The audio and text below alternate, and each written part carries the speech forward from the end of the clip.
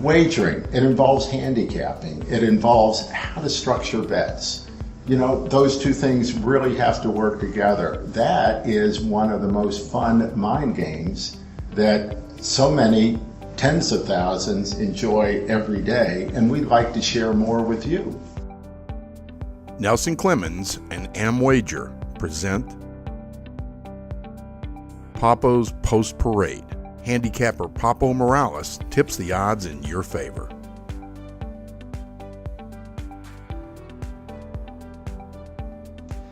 When handicapping races, I think it's important to identify the type or the class of race that you're looking at, and I break them down into basically four basic types. Claiming races, which are basically I don't want to say low rung, but they're kind of at the bottom. They're horses that are running for a price tag. Anybody can claim them. These horses tend to be more inconsistent.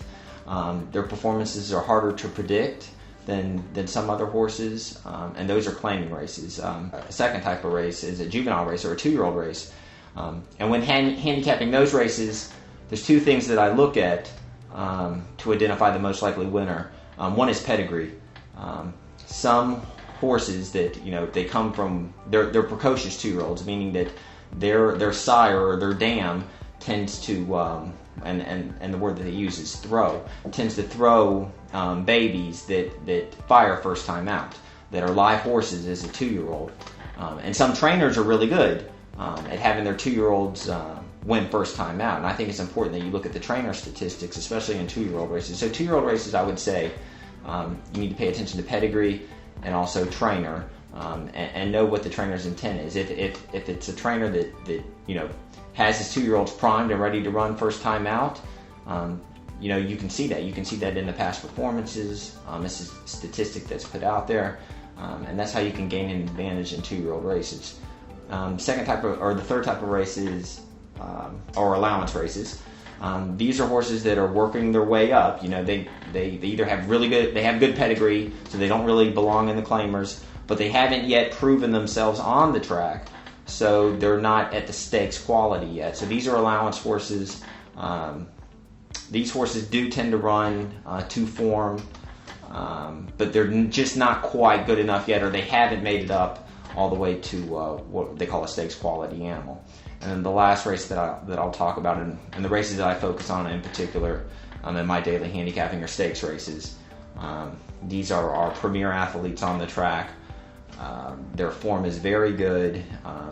You can, looking at the past performances, you can sometimes identify form cycles, whether the horse is in form or out of form.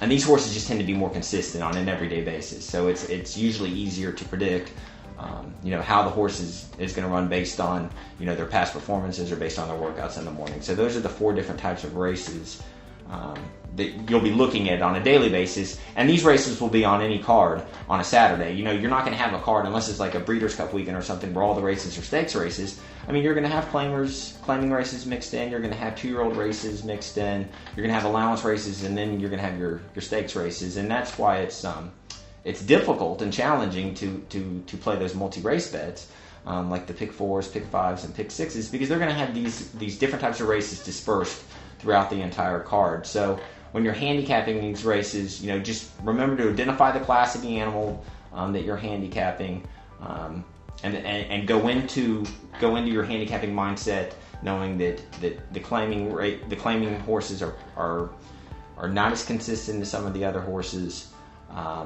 and that you're going to have to structure your bets accordingly. To get the most from your online wagering, be sure to watch the rest of the Papo's Post Parade video series, brought to you by Nelson Clemmens and AmWager.